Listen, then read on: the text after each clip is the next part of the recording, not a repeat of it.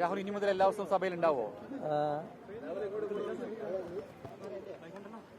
ആദ്യമേ തന്നെ പ്രിയപ്പെട്ട മാധ്യമ സുഹൃത്തുക്കളോട് പറയാനായിട്ടുള്ളൊരു കാര്യം, നിങ്ങൾ വാർത്തകൾ കൊടുക്കുന്ന സമയത്ത് നിങ്ങൾക്ക് ഇഷ്ടമുള്ള വാർത്ത കൊടുക്കാനുള്ള പൂർണ്ണമായ സ്വാതന്ത്ര്യമുണ്ട്. ആ സ്വാതന്ത്ര്യത്തെ ഒന്നും ചോദ്യം ചെയ്യാൻ ഒരു കാലത്ത് ഞാൻ ശ്രമിച്ചിട്ടില്ല.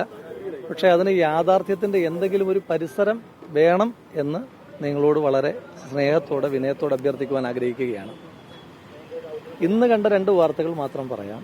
ഒന്ന്, നിങ്ങൾ കൊടുത്തൊരു വാർത്ത നേതൃത്വത്തെയും പാർട്ടിയും ധിക്കരിച്ച് രാഹുൽ നിയമസഭയിലേക്ക് എന്നാണ് പറഞ്ഞത്. ഒന്ന്, ഏതെങ്കിലും കാലത്ത് പാർട്ടി അനുകൂലമായതോ വ്യക്തിപരമായി പ്രതികൂലമായതോ തീരുമാനം എടുക്കുമ്പോൾ ആ തീരുമാനത്തെ ധിക്കരിക്കുവാനോ ലംഘിക്കുവാനോ ഒരു കാലത്തും ശ്രമിച്ചിട്ടുള്ളൊരു കോൺഗ്രസിന്റെ പ്രവർത്തകനല്ല ഞാൻ. അപ്പം ഇപ്പോഴും സസ്പെൻഷനിലാണെന്ന് പറഞ്ഞാലും ഞാൻ പരിപൂർണമായി പാർട്ടിക്ക് വിധേയനായി മാത്രം പ്രവർത്തിക്കുന്ന ഒരാളാണ്. മറ്റൊരു വാർത്ത വന്നത്, ഞാൻ ഇന്ന് ഏതൊക്കെയോ നേതാക്കന്മാരെ കാണാൻ ശ്രമിച്ചു, അവരാരും കാണാൻ സമ്മതിച്ചില്ല.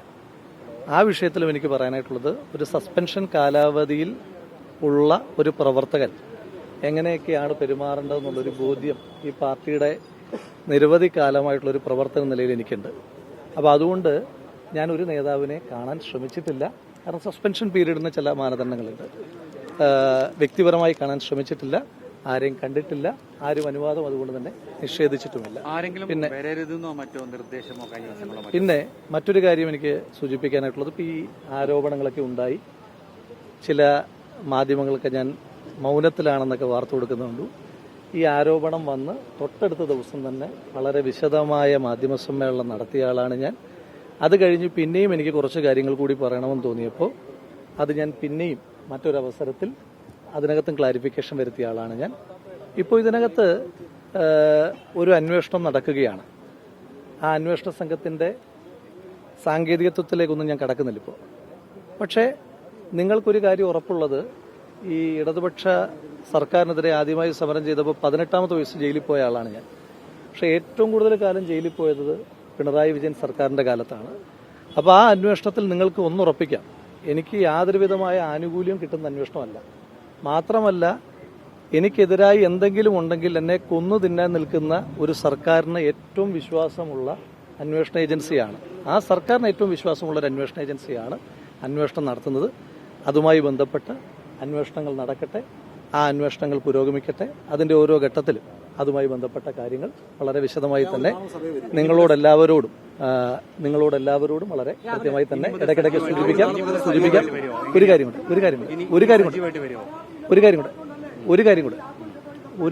കൂടെ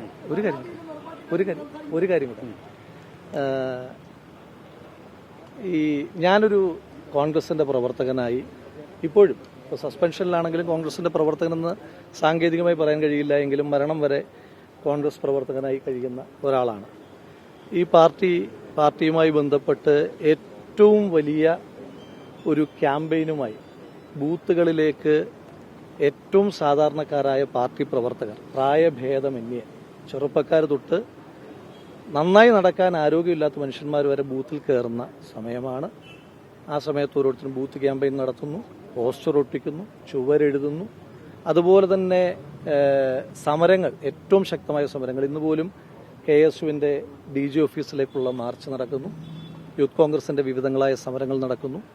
സമര നേതാക്കന്മാരെ മുഖംമൂടി അണിഞ്ഞുകൊണ്ട് പോലീസ് കൊണ്ടുപോകുന്ന കാഴ്ചകൾ നമ്മൾ കാണുന്നു. ക്രൂരമായ കസ്റ്റഡി മർദ്ദനങ്ങൾ ഉണ്ടാകുന്നു.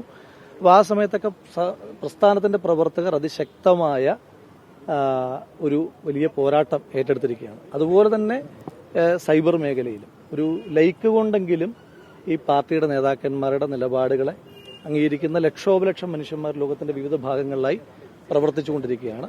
അപ്പോൾ ആ പ്രവർത്തകരോടുള്ള എൻ്റെ മുൻകാലങ്ങളിൽ പദവികളിൽ ഇരിക്കുമ്പോഴും ഞാനങ്ങനെ ഏതെങ്കിലും തരത്തിലുള്ള ആജ്ഞകൾ കൊടുക്കുന്ന ഒരാളല്ല, എന്ന് വെച്ചാൽ ഉത്തരവുകൾ കൊടുക്കുന്ന ഒരാളല്ല, എന്നും പ്രവർത്തകനായിട്ട് തന്നെ പ്രവർത്തിക്കുന്നു. ഇപ്പം എനിക്കൊരു പ്രവർത്തക നിലയിലുള്ള അഭ്യർത്ഥന, എല്ലാ കോൺഗ്രസ് പ്രവർത്തകന്മാരും സർക്കാരിനെതിരായിട്ടുള്ള പ്രവർത്തനങ്ങളുമായി ഏറ്റവും ശക്തമായി മുന്നോട്ട് പോകുവാൻ നിങ്ങളുടെ ഇനിയുള്ള സമയവും ഊർജവും ചെലവഴിക്കണമെന്ന് മാത്രമാണ് അഭ്യർത്ഥിക്കുന്നത്.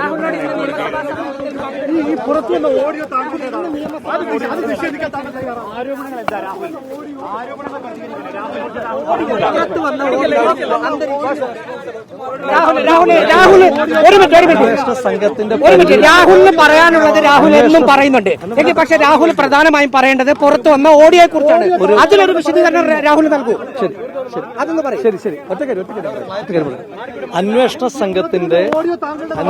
സംഘത്തിന്റെ പരിധിയിലിരിക്കുന്ന കാര്യങ്ങൾ, ആ പരിധിയിലിരിക്കുന്ന വ്യവസ്ഥയിൽ ഞാൻ പറഞ്ഞല്ലോ ഒരു അന്വേഷണം നടന്നുകൊണ്ടിരിക്കുകയാണ്. ആ അന്വേഷണ സംഘത്തിന്റെ പരിധിയിലിരിക്കുമ്പോൾ അത്തരം കാര്യങ്ങളെല്ലാം നിയമപരമായി രാഹുലിന്റെ ആണോ അല്ലയോ?